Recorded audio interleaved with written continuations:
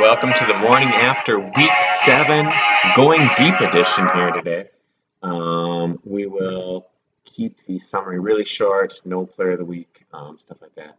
We'll get to the action right away. That was Dr. Dangerous took down Team Price is Right, 68.5 to 57.5. Gargoyles continue their streak of dominance in the last month and a half, 77 to 47.5 over the Colts, who they had recently made a trade with. Horn Dogs fall to the Bruisers, 56.5 to 51.5. The injuries are kind of hurting the Horn Dogs' chances right now. No Russell Wilson. Eckler on bye was not a good week to be a Horn Dog this week. Bruisers moved to 5-2. The Little Big Men are not 5-0. They're 3-4. They fell to the Dingoes, 68 to 64. Badgers take down the Minotaurs, 84 to 66. Badgers made a trade this week with the Cardinals. They picked up T. Higgins, his new number 3 receiver, and a new number 2 in Damian Harris, who had a big day, for Terry McLaurin, who also had a good day. So a win-win in that trade so far. And the Maulers, in the oldest rivalry in CFFL history, 28 years? 27. Shoot, I remember which one now. First time, 1993, the Super Bowl that year. So yeah, 28 years. Real high-scoring Super Bowl we had. I think it was 39-35. Things have come a long ways. I think it was just a low-scoring week that week in the league. We just weren't that bad. We've improved over the years. Maulers at 3-4, and then the 5-2 Cardinals are on a 2-game skid after falling the Gargoyles the week before. And remember, too, if you are not in the playoffs, you're like, boy, I'm 1-6. Actually, the Team Price is Right due to our new rules this year, with the 6th seed going to the highest seed not in the playoffs. Are only 10 points out of the playoffs. Top 5 seeds are always, same as before. So as record, and then if tiebreakers, points. But otherwise, seed 6 is for just points. Highest points not in the playoffs. So reminder on that. Going deep, first of all, look at team needs and strengths. Griff's Gargoyles, running back depth. Probably one of his needs. Singletary and McKissick are behind the Chiefs running backs, and who else is it? Derrick Henry. How could I forget? He should be fine, but you never know. This is nitpicking. Depth receivers: Diggs, Justin Jefferson, Chris Godwin, Jamar Chase, Christian Kirk. Pretty solid there. Has some room to trade, but his receivers are being so good he probably wants to stick with that. And fingers crossed he stays healthy. Mike Smaller's needs a flex. Devontae Booker, who won't be a viable flex much longer as long as Saquon's out. And then Dalton Schultz, Michael Gallup. So, at flex, but not terrible. Depth, he's got Madison at running back. So, Dalvin Cook owner, maybe intrigued there. The Bears running backs, Devontae Booker for now. So, Saquon Barkley's owner, and Alvin Kamara. He's got some depth at running back. Next up, we have Dino's Black Dingoes. Needs the receiver, or in Riser's case, tight ends. Since you're stacked at tight end. If we had a tight end league, you would be just dominant there. Waller, Gesicki, Kittle, Hawkinson, Renfro. Ideally, you'd have a number 2 with Waller, number 3 with Kittle. No, not there. Could use a number 1 receiver for sure. Worst case, number 2 does have quarterback depth, best in the league. Solid number 1s with Herbert and Burrow, and then Matt Ryan would be a solid backup for someone. Bites' Badgers are next. Flex need, probably Javonte Williams until he comes around. Right now he's sharing the backfield. Zach Moss sharing the backfield and touchdown dependent.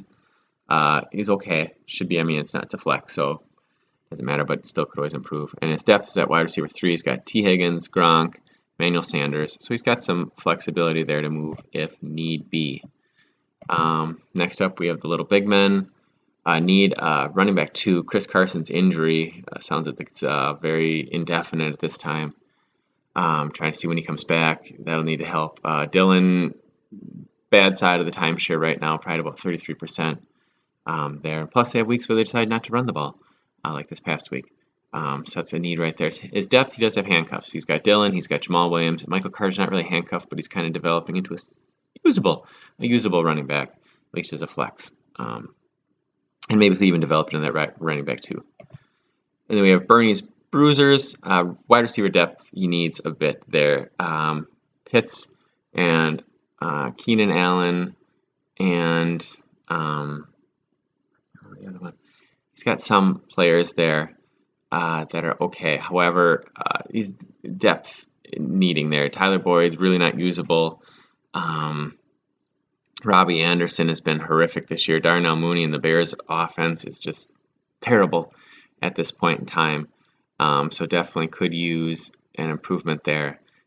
Depth is lacking.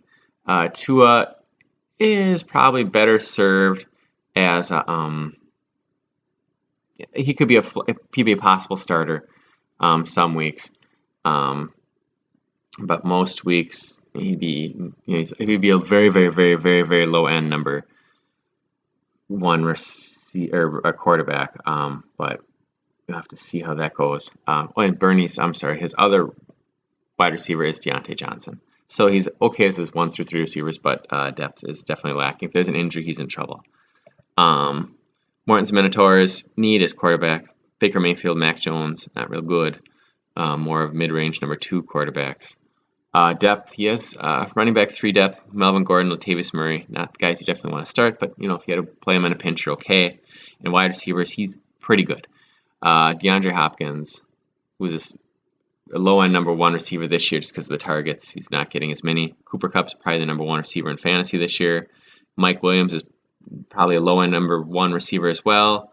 Mark Andrews is a solid wide receiver 3 in our league. Chase Claypool is probably a mid-range wide receiver 3. And you have Marvin Jones, who is a decent wide receiver 4. So extremely loaded there. Dr. Dangerous needs flex.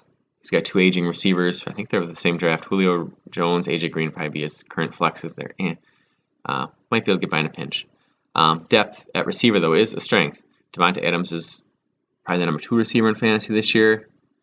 Just because the targets are always there. Calvin Ridley's been disappointing, but still upside. Jerry Jeudy's coming back from injury, and then the above guys. So he's got some there. Pretty good team. His running backs have been a lot better with James Robinson and Leonard Fournette than expected. Scott's Horn Dogs are up next. They need to get healthy. Miles Sanders and Russell Wilson are hurt, leaving him in extreme problems there. Sony Michel starting at running back. Taylor Heineke starting at quarterback. Not good. His depth ability to trade would be as Deshaun Watson if for whatever reason he gets traded and reinstated. Not really reinstated, but actually activated. Sony Michel, if something happens to Darrell Henderson, and T.Y. Hilton has some upside. Maybe if you turn back the clock a couple years. He's kind of in a pickle there. There's not a ton of room to trade. Team Price is right. He needs a wide receiver too. He's got guys like Brandon Cooks, Michael Pittman, OBJ, Robert Woods. Guys, are number 3 receivers, maybe low end number 2s, probably more 3s. But, if you have to play him, you have to play him. He needs some luck too with who he plays against. Also, depth. He's got depth at quarterback. Tannehill and Lamar are pretty good. Tannehill probably low end number 1, high end number 2. And Lamar is a top 5 quarterback. The fighting Colts, more of the Colts than anything. Yeah, more of the Colts they go by, but I thought I'd throw that up there just for old time's sake. Needs healthy, like the Horn Dogs. Kareem Hunt, Saquon would be given a heck of a 1-2 punch at running back. However, they both hurt. Saquon should be back soon. Kareem Hunt's probably another month out. He also needs a wide receiver 1. His depth is at wide receiver 3. Thielen's probably wide receiver 2. Lockett until Wilson's back is almost unusable. Galladay is. Daniel Jones. And Allen Robinson is borderline droppable. As crazy as that sounds, this year has just been terrible for him. So yeah, he needs some help there at receiver. But you never know. Allen Robinson gets traded. Galladay comes around, might have something there. And Lockett gets help when Russell Wilson gets healthy. It gives him something. And most importantly, do the team name change? I got rid of the Sasquatch helmet, which I loved. That Tar Heel blue and the pewter face mask was pretty awesome, and the Sasquatch foot. But the new helmet I think might be one of my best work. So we got the Fighting Colts, or just the Colts. So you got the old that looking nice, and of course that. I really like that helmet. I think it's a sharp looking helmet. Incorporates a little bit of the old Tar Heel blue there for him and the horse. So I'm liking that one. It's one of my favorites. Finally, myself. Needs running back depth. Chuba Hubbard, or Chubbard, as I like to call him. And Dearness Johnson and Jeff Wilson if he comes back this year. I do have 3 running backs I like with Swift and Najee Harris and Aaron Jones. But if something does happen there, it's questionable.